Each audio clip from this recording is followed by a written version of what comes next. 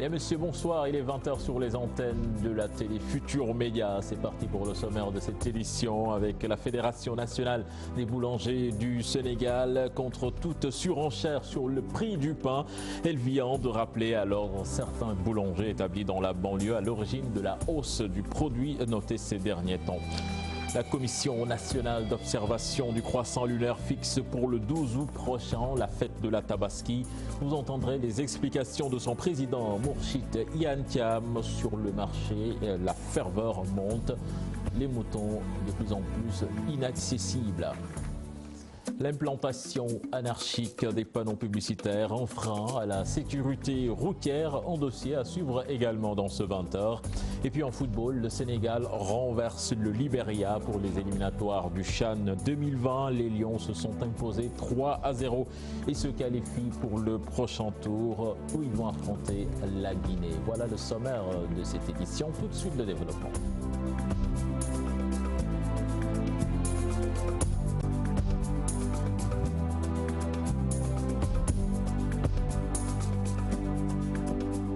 Bienvenue à toutes et à tous. La Fédération nationale des boulangers se démarque d'une quelconque hausse du prix du pain.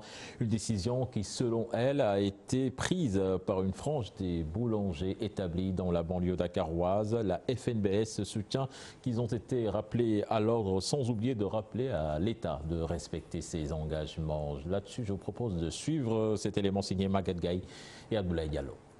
Certains boulangers de la banlieue dakaroise ont volontairement revu à la hausse la baguette de pain de 190 grammes de 150 francs. Elle est passée à 175 francs. La Fédération nationale des boulangers du Sénégal dit comprendre la décision hâtive de ses camarades compte tenu des multiples difficultés qu'ils rencontrent. On peut les comprendre dans un sens que les boulangers, sincèrement parlé, au Sénégal sont fatigués. Parce que la crise, ça perdure. Depuis le mois d'avril, nous étions en mouvement. À l'époque, le Premier ministre nous avait reçus avec le ministère du Commerce, qui est notre ministère de tutelle, en nous disant qu'il faut aller travailler dans des commissions pour vraiment venir en aide du secteur de la boulangerie sénégalaise qui est en agonie. Une décision prise à l'insu de la FNBS qui les appelle à la retenue. On a été surpris par cette nouvelle parce qu'aucune instance de la fédération ou bien d'une autre organisation n'était au courant de cette hausse. Donc on s'est parlé en tant que responsable et les gens sont revenus à de meilleurs sentiments en sachant qu'ils ont fauté.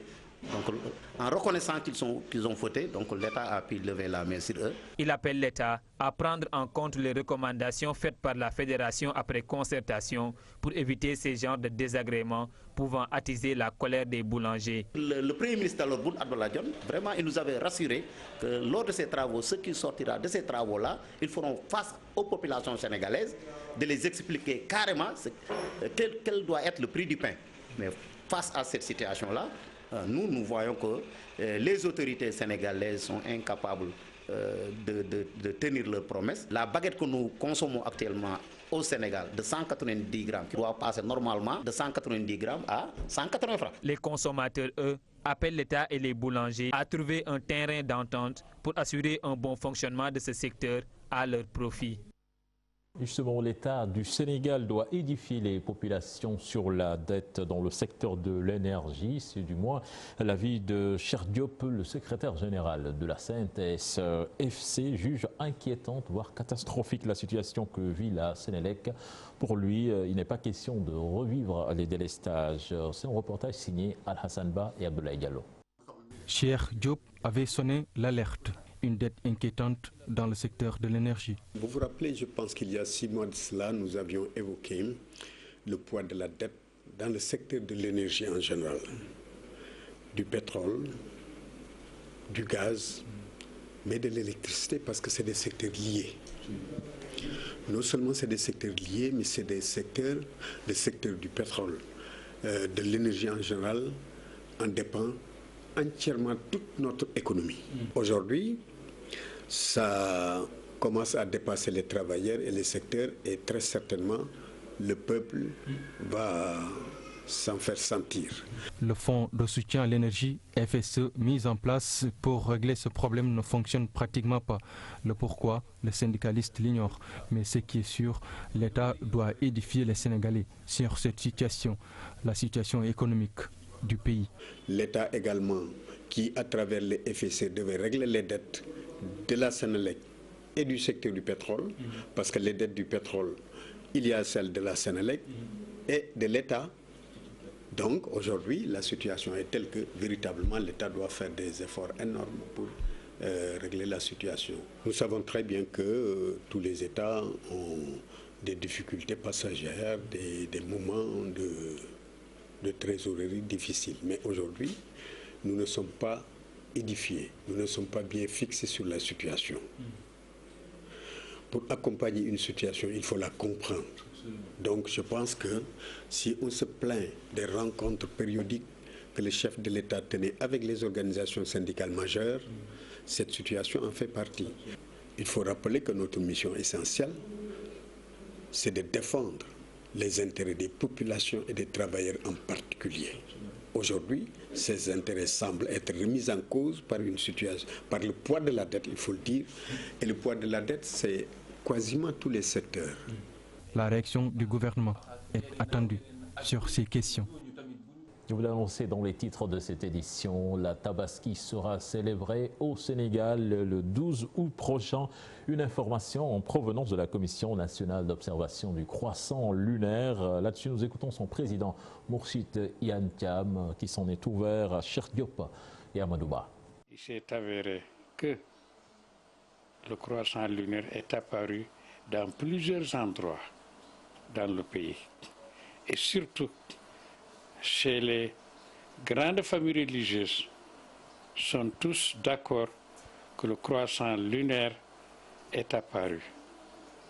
De telle sorte que, Inch'Allah, le premier du mois de Tabaski, c'est aujourd'hui même. Aujourd'hui même, samedi 3 2019. Et la fête de l'Adha, ou la fête de Tabaski, aura lieu le lundi 12 août 2019.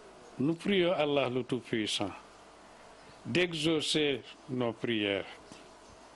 Nous prions Allah le Tout-Puissant de protéger notre pays, le Sénégal, de protéger le bien au Sénégal. À la veille de cette fête, Dakar, la capitale, a complètement changé de visage avec des moutons exposés pratiquement dans tous les coins de rue. Et certains impressionnent par leur carrure, comme vous allez le voir dans ce reportage signé Cheikh Diop et Amadou Ba. On a des moutons ladoum, on a des tchadiens. Des moutons de toutes les races. À première vue, ils impressionnent par leur prestance, leur entretien. Une dure corvée, une tâche de tous les jours. C'est le fruit d'un long travail. Vraiment, vous savez, l'élevage, ce n'est pas facile du tout. Ça demande beaucoup de moyens, ça demande beaucoup d'investissement. Nous avons acheté des moutons de qualité et nous avons fait l'élevage qu'il fallait. C'est ce qui nous a permis aujourd'hui d'avoir ce résultat-là. D'abord, il faut au moins une présence perpétuelle. Il faut être toujours avec les moutons et faire beaucoup de dépenses aussi. Les prix de 200 000 jusqu'à 1 million, voire 1 million et plus. SICAP 10, bienvenue à la foire publique du mouton, un enclos. Ici, des moutons qui ne sont pas du tout ordinaires. Ils sont deux parmi les bêtes, des moutons à 4 cornes. La majeure partie des gens qui viennent acheter le mouton, qui viennent demander, qui viennent prendre des informations sur le mouton, ils me disent carrément qu'ils ne vont pas acheter le mouton pour la Tabaski. Bon, c'est sûr que, comme on le dit, comme son nom l'indique, le mystique, la dernière personne qui est passée, il m'a proposé 1 million pour les 2 moutons. Dans ces points de vente, les clients passent et repassent, mais le gros de la troupe se fait désirer. À chacun le prix de son billet après une longue séance de marchandage. Diop, les bêtes sont imposantes, attrayantes, mais les clients ne se bousculent pas pour le moment, pour des prix qui varient entre 80 et 700 000 francs CFA. Une cherté qui s'explique de l'avis des vendeurs par le coût élevé de l'aliment de bétail. Un reportage signé Maguette Soiré Gallo et Amadou Ba. Des tentes se dressent pratiquement à chaque coin de rue. Petit à petit, les troupeaux de ruminants dominent le décor de la capitale sénégalaise. Beaucoup de moutons, mais pas autant de clients. Les clients viennent timidement parce qu'il n'y a pas d'argent. Ils viennent de temps en temps, ils marchandent puis repartent. Les clients choisissent un mouton de leur choix, mais n'achètent pas. Ici, pas de fourchette de prix fixe. À chaque animal, son coût. Les coûts varient. Il y a des moutons qui coûtent 500, 600 jusqu'à 700 000 francs. Il y a aussi des moutons à 80 000 francs. Ça varie de 100 000 à 500 000. Wow. À l'origine de cette hausse, la flambée du prix de l'aliment pour bétail. Le prix de l'aliment pour bétail a flambé. Le sac de foin est à 6 000 francs maintenant. On interpelle les autorités là-dessus d'ailleurs.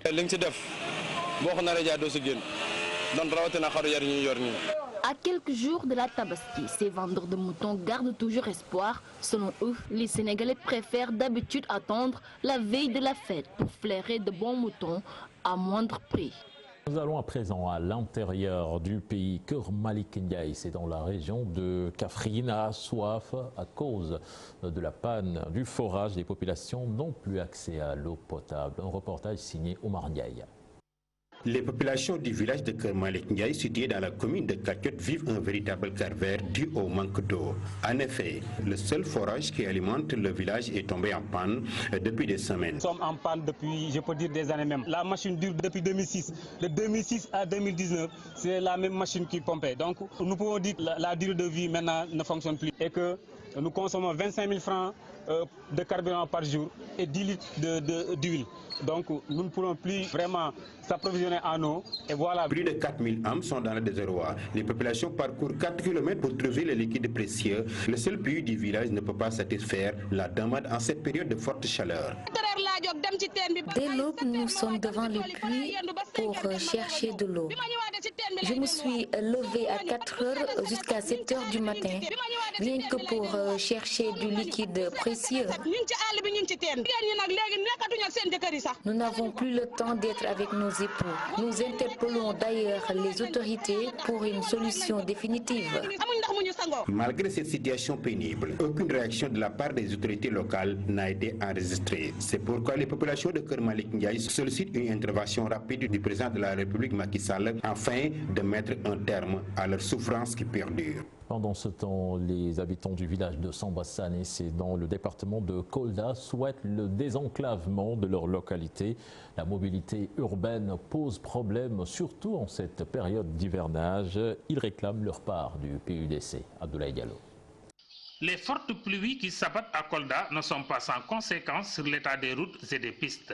En cette période hivernale, les ravins font partie des décors des localités, surtout celles en zone rurale où l'on note une absence totale de canalisation. L'enclavement, avant ma naissance, je me suis trouvé que nous sommes enclavés avec nos grands-pères et avec nos pères aussi. Jusqu'à nos jours, nous sommes dans cet enclavement. Et à cause, nous n'avons pas l'accès à travers les routes. L'État n'a pas mis la main sur ce village. Donc je me suis demandé le grand-père. Il m'a expliqué à travers cette fleuve-là, nous avons 7 éléments qui sont surnués à travers pour aller à Kolda. Ce qui non seulement aggrave l'enclavement de ces localités, mais aussi rend difficile la mobilité des populations dans ces zones.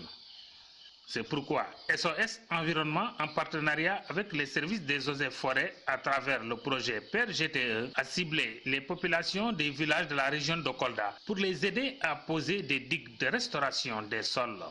Ce sont des digues en cadre qu'on fait. Donc des digues en cadre pour aussi essayer de...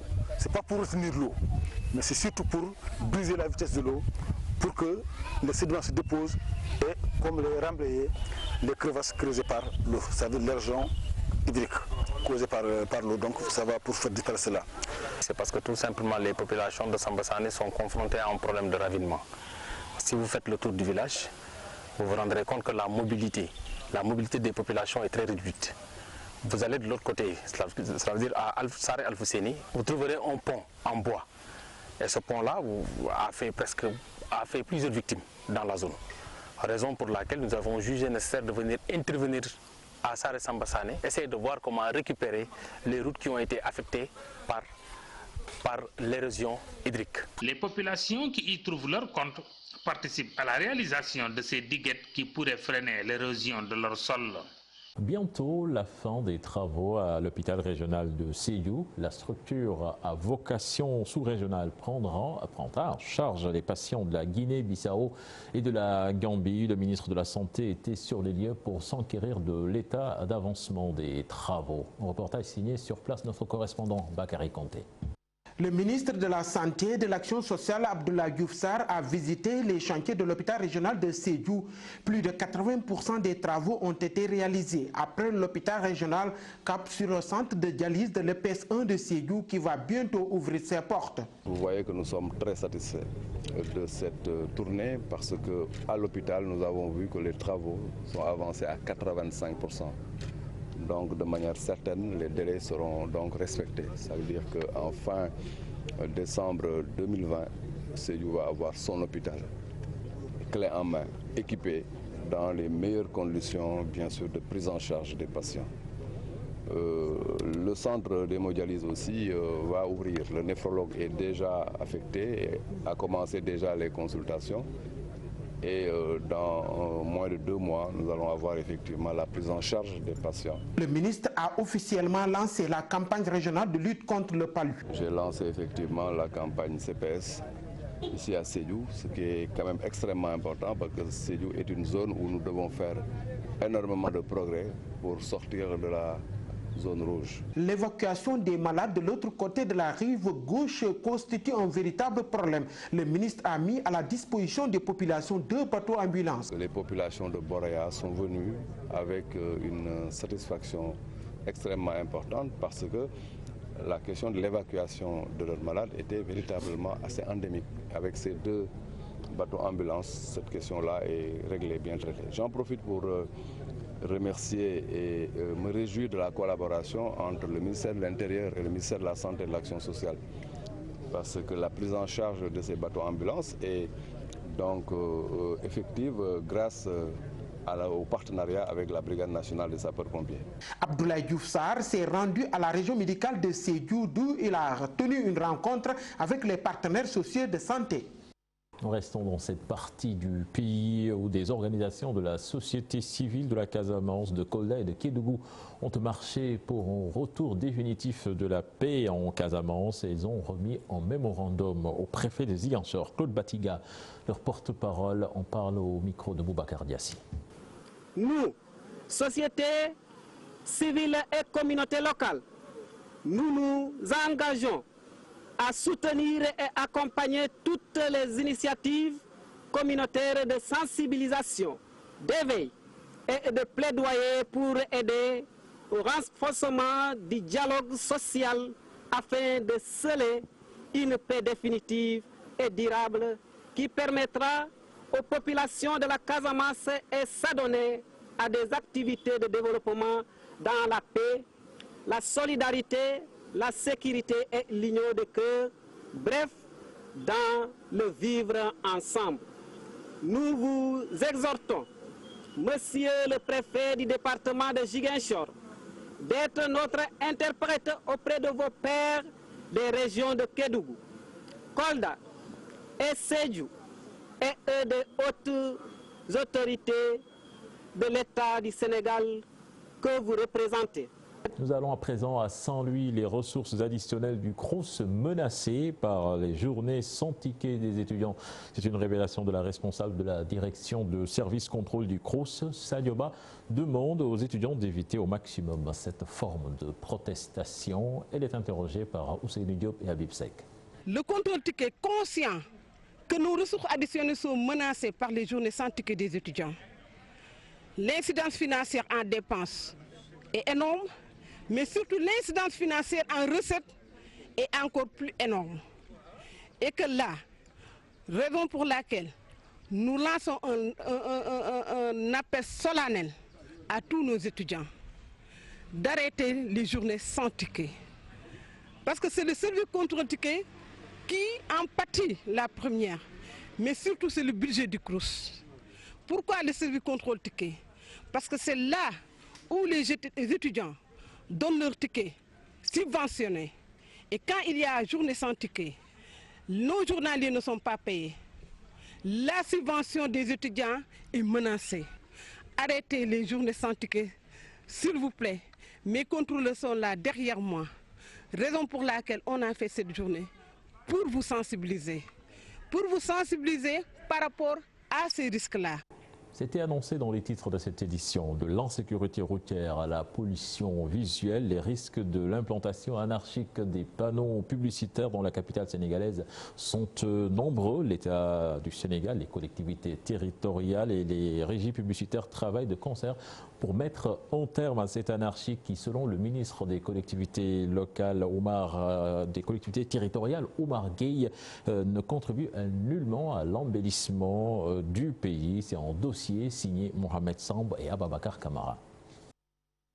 Dakar souffre de pollution visuelle, des panneaux publicitaires à perte de vue, ce qui ne respecte pas les normes de la vie de l'expert publiciste. Les panneaux qui sont mal placés entre les croisements, les panneaux qui sont placés sur les ronds-points, les écrans qui sont sur des sites qui donnent directement sur les yeux des conducteurs, c'est pas indiqué. Donc cela amène simplement à ce que je disais tout à l'heure, que en fait c'est une profession qu'il faut connaître, qu'il faut apprendre.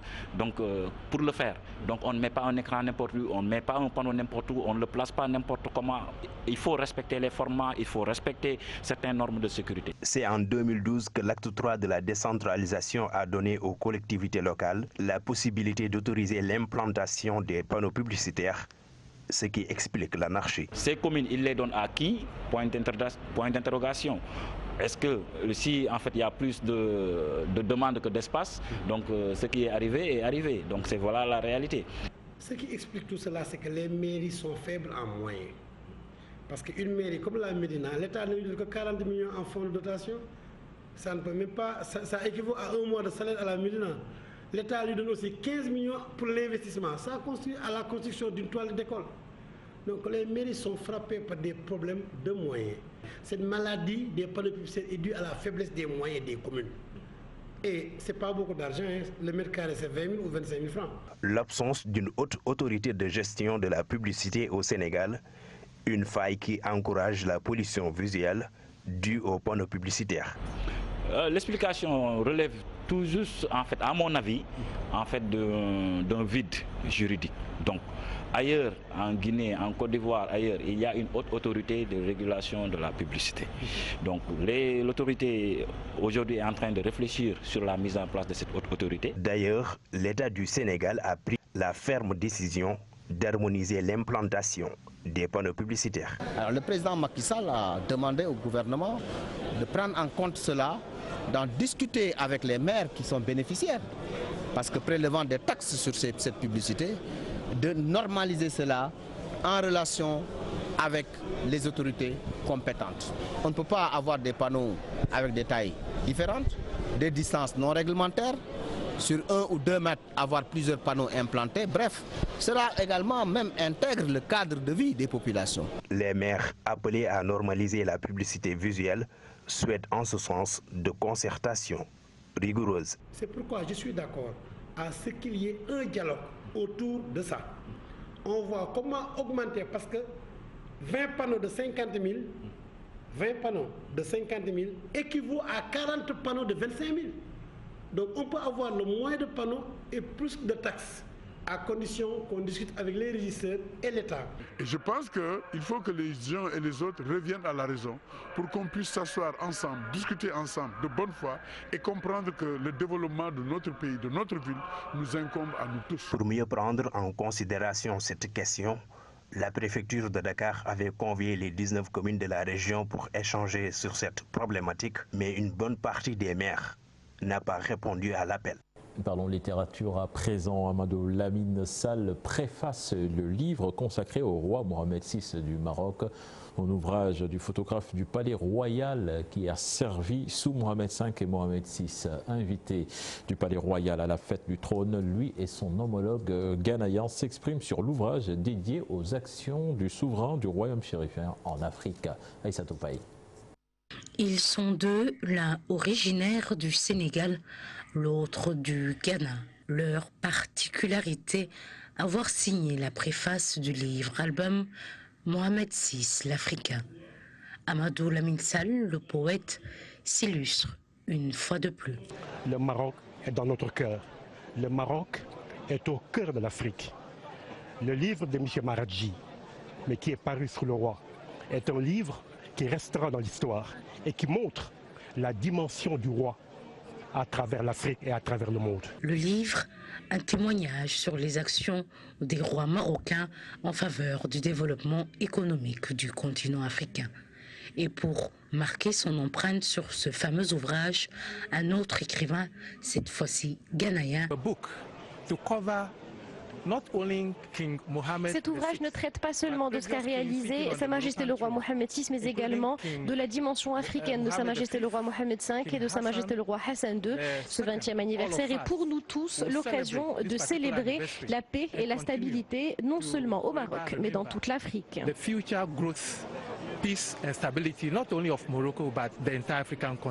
L'ouvrage Mohamed VI, l'Africain, une vision, une mémoire, un avenir, écrit par le photographe des trois rois, Mohamed Baradji. Aïssa Toupaï, nous parlons football à présent avec les Lions du Sénégal qui ont complètement renversé la tendance face au Libéria. Battus à l'aller 1-0, les Poulains de Serigne Saliou Dia se sont imposés 3-0 à Dakar dans un match où ils ont beaucoup vendangé quand même, il faut le dire. Au prochain tour, ils vont rencontrer la Guinée. Cher Sadibou Diarra pour le compte-rendu. Ousseynou Nia, symbole de la qualification de l'équipe nationale du Sénégal devant le Libéria. Une prestation inaboutie, mais suffisante pour passer au prochain tour. 50 minutes d'occasion manquées par faute d'approximation technique, avant de trouver la faille par un exploit de Jean-Louis Barthélémy Diouf. Un regain de confiance pour les Lions locaux qui acculent les Libériens. Une domination concrétisée à la 78e minute par Ousseynou Nia qui délivre le Sénégal, sauvant du coup son match ponctué de maladresse. 3 minutes plus tard, Abdoulaye Ba marque le troisième et dernier but de la rencontre. Notre objectif aujourd'hui, c'était de contrôler le match et de contrôler le ballon. Contre le ballon, c'est de garder, de faire circuler, de chercher des solutions. Contre le match, c'était dès à la perte du ballon, c'était de mettre cette pression pour reprendre ça tout de suite. Et je pense que ça demande beaucoup d'énergie. Donc il nous fallait ça pour surmonter ce résultat. Et voilà, machallah, on remercie le bon Dieu. Au prochain tour, la Guinée va se dresser devant le Sénégal. Une confrontation déjà en préparation. On travaille en étroite collaboration avec tous les anciens. Tafa Seck, il est tout le temps avec nous. Voilà. On prend des conseils partout. Donc je pense que l'équipe locale, ce n'est pas pour moi, c'est pour tout. C'est pour tout. C'est pour le Sénégal, c'est pour les clubs, ce n'est pas pour moi. Donc on aura besoin de tous ces conseils. Et par rapport à ça, définir une meilleure politique. C'est vrai que la Guinée est exemptée. On va se préparer comme il se doit. Comme le match est là-bas, on pourra se préparer comme il se doit pour essayer de très bien jouer. Et on a eu de l'expérience du Libéria. Ça va nous permettre encore une fois d'avoir plus d'idées, d'avoir une meilleure stratégie à adopter là-bas. La continuité au sein de l'effectif constitue toutefois un souci. On prépare un match amical contre la Gambie bientôt, donc ça va nous donner plus de repères, ça va nous donner plus de possibilités dans le jeu et on pourra encore dans les prochains regroupements donc ratisser pour cela, voir un peu les jeux qui vont nous aider. Parce que ça ne manque pas de très beaux jeux au Sénégal. Ce qu'on veut, je pense qu'il y a d'autres jours qui l'ont. Et moi, ma philosophie est que le coach est indispensable. Tous les jours sont nécessaires, mais on va essayer de s'adapter. L'équipe nationale locale du Sénégal a plus d'un mois pour se préparer avant la marche aller face à la Guinée. Sa présence au CHAN 2020 passe par la suprématie dans ce derby. Merci à vous, cher Sadibou Diarra. Retenez qu'en basket également, les Lionnes jouent le tournoi de Dakar. En ce moment même, elles rencontrent la Côte d'Ivoire. Et à la mi-temps, ce sont elles qui sont devant. Voilà, c'était tout pour ce 20h. Prochain rendez-vous pour l'information, ce sera à 0h avec le tout en images. Excellente suite de programme en compagnie de la TFM. Au revoir.